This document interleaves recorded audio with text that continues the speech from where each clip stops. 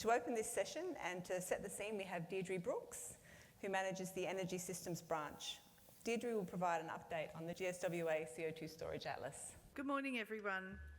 I acknowledge the Whadjuk people of Noongar Boodja, who are the traditional owners of the land that we are standing on today, and I give respect to the Noongar ancestors and elders. Today I am presenting an overview of the Geological CO2 Storage Atlas of Western Australia project and discussing some background definitions and concepts. So why is CO2 storage important? The explanation I'm using today has largely been sourced from the Global CCS Institute website. So climate change is a challenge facing humanity today, and the science shows that we must use every tool at our disposal if we wish to avoid the worst of its impacts. The world's leading climate and energy bodies, the United Nations Intergovernmental Panel on Climate Change and the International Energy Agency, have both outlined a clear and important role for CO2 storage in reaching net zero emissions by 2050. Experts agree that permanent underground CO2 storage will be important for hard-to-abate sectors like cement and steel production and mineral processing, where no other viable solutions currently exist, and for removing CO2 already in the atmosphere. To reduce our global emissions, our path forward needs to include CO2 sequestration. So CO2 sequestration is already happening around the world.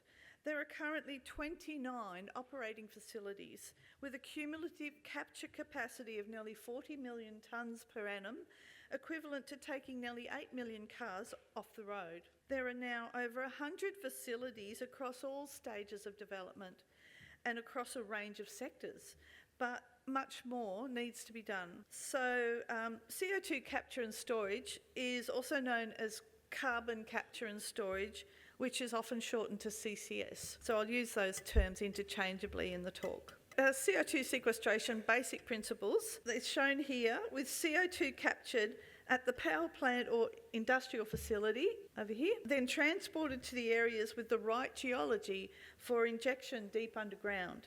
The technology already exists and it's proven to work. There is increasing industry interest in Western Australian CO2 storage opportunities in a variety of sedimentary basins.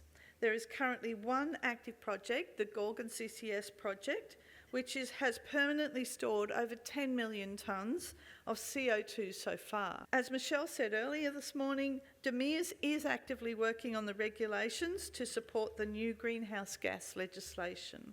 So what is a CCS hub? A CCS hub and cluster network brings together multiple CO2 emitters and or multiple storage locations using a shared transportation infrastructure. Areas where there is both a high concentration of CO2 emitting industries and a nearby capacity to store emissions are considered prime sites for hub developments.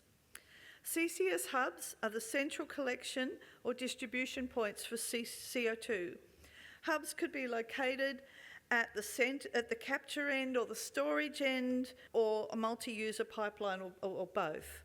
The hub and cluster approach reduces costs and risks for many potential CCS projects and enables CO2 capture from small volume industrial emitters. So introduce our logo for the CO2 Storage Atlas project. The artwork is by Courtney Brennan, and Courtney will be talking straight after me, and the drafting is by Adam Simons. The image represents the CO2 Storage Atlas project process. So the left side shows data discovery and QC. The middle symbolises the screening work and regional mapping. And the right characterises the final products, such as common risk segment maps based on the input from multiple data sets and maps. Why are we doing a new CO2 Storage Atlas? So the West Australian State Government Ministerial Taskforce on Climate Action, which was established in May 2021, identified the enhancement of CO2 sequestration as a key government priority. The Geological Survey of Western Australia received state government funding through this task force in July 2022 to create the new CO2 Storage Atlas. The refreshed atlas has an increased scope, It has updated CO2 storage prospectivity and a strong focus on providing relevant statewide data sets. So in 2013, GSWA published the first West Australian carbon dioxide geological storage atlas, which was fit for purpose at the time. The basins included in this report were the Perth, the southern Carnarvon and the Canning. The depth and temperature maps were highly smoothed and did not utilise all available seismic and well data. The reservoir quality assessment was very high level with little detail and was based on extraction of raw routine core analysis data from WAPIMS and did not include any new well log analysis. The digital results were only made available as PDF images and shapefiles. The new atlas. So the new atlas covers the Perth, both the southern and northern Canning, including offshore state waters, the Canning and the Officer Basins. All well data sets that have been extracted from WAPIMS have been quality checked and corrected. And this was no small task. It took a very long time, and now we're very confident that you can use this data, or you should be confident you can use this data. If you do find any issues, please contact us. So these data sets include wireline logs, well deviation surveys, routine core analysis, measured temperature and well velocity information. More seismic lines and wells are incorporated into the depth mapping compared to the previous atlas. And these maps are subsequently utilised in the temperature modelling, resulting in higher resolution temperature models. Products will all be available in digital formats to download from WAPIMS, such as digital maps, temperature models, well correlations, well log analysis. And the final reporting consists of 6 volumes, one for each of the basins and one detailing the overview of data corrections and methodology that is common to all basins. So critical pressure and temperature are important to assess the sequestration targets, which are the reservoir formations where CO2 can be stored as a supercritical fluid. So supercritical fluids have properties of both liquids and gases. They expand to fill all space available like gases, but have densities more like liquids. This means the required storage volume is substantially less for CO2 than when it's gaseous. So the numbers in the balloon show volumetric relationship. For example, 100 cubic metres of CO2 gas at surface occupies 0.32 cubic metres at a kilometre depth. So assuming worldwide average subsurface temperature and pressure conditions, the depth of 800 metres is the shallowest limit of the critical temperature pressure window for storage of CO2 as a supercritical fluid, which equates to 31.1 degrees centigrade and 1070 psi pressure respectively. However, in areas which have hotter geothermal gradients, for example, than the worldwide average, the critical depth limit will be shallower. And conversely, the cooler regimes, the critical depth will be deeper. And this is why it's important to predict the reservoir temperatures and pressures. There is potential to store CO2 in thick sandstone formations without a traditional top seal lithology or structural trap. This is termed migration-assisted trapping. The Southwest Hub CCS research project, which finished in mid-2018, is located near the town of Harvey in Western Australia. The stratigraphy in that project area contains no traditional seal and no structural trapping mechanism exists in the project area.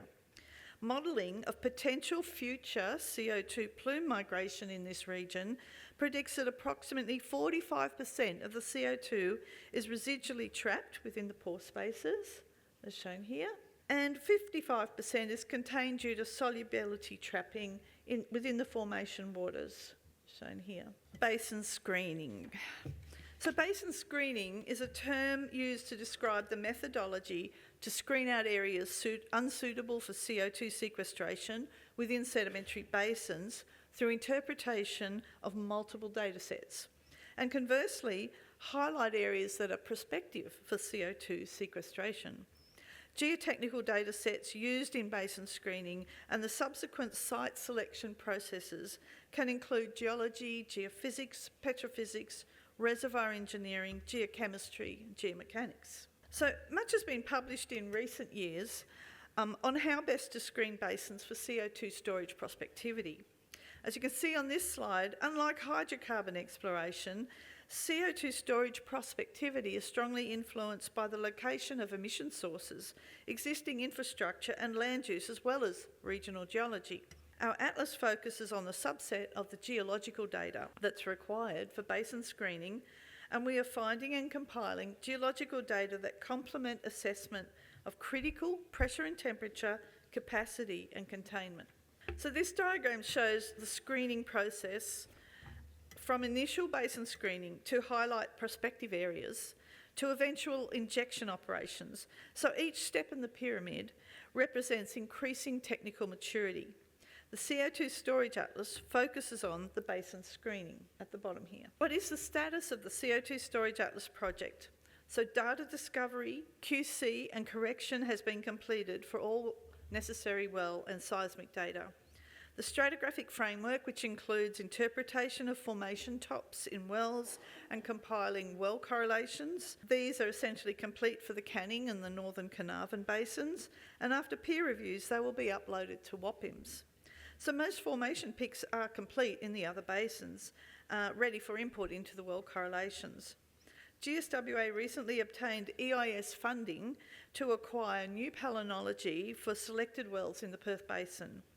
If major changes are required to the formation tops and subsequently the depth maps and temperature models, these will be incorporated towards the end of the project. So seismic interpretation and depth mapping form the structural framework for the project. Maps are completed for the Perth and Officer Basins and nearly complete for the Canning Basin. Work continues interpreting and mapping the two Carnarvon basins. So Robert Iaski will be presenting the component about the depth mapping later in this session. The temperature modelling consists of two components: the 1D modelling for existing wells, which ties to well data such as measured temperature and maturity parameters such as vitrinite reflectance. The multi-1D modelling brings together the 1D models and the depth maps, along with other important boundary conditions such as temperature at the base lithosphere and timing of rifting. The multi-1D modelling is complete for the Perth and Officer Basins since the depth mapping is complete. Creating 1D models to calibrate to well data commenced for all the other basins. The multi-1D modelling will commence for these basins when the relevant depth mapping is finished.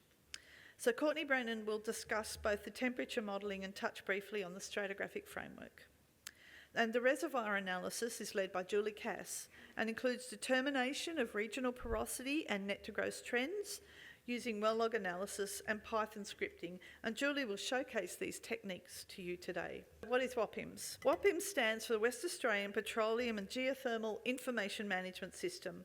It is a database which contains data on wells, geophysical surveys and other related exploration and production data for petroleum and geothermal activity. It contains release data and all public information arising out of petroleum and geothermal activities within Western Australian state jurisdiction, which is onshore and the state territorial waters, together with Commonwealth offshore activities that were released prior to the 1st of January 2012. So no registration is required to use WAPIMS, and it is an easy-to-use interface.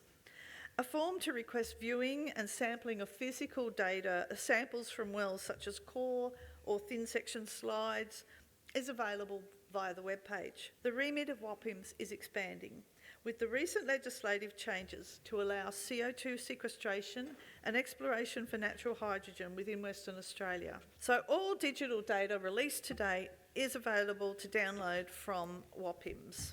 The tile for the CO2 Storage Atlas is located in the far right, in the middle of the homepage, as I'm highlighting here. And here are some screenshots of some of the currently available data. I have expanded the data list to show examples of different data types within various basins to give you a flavour of the digital results in WAPIMS. So thank you for your attention.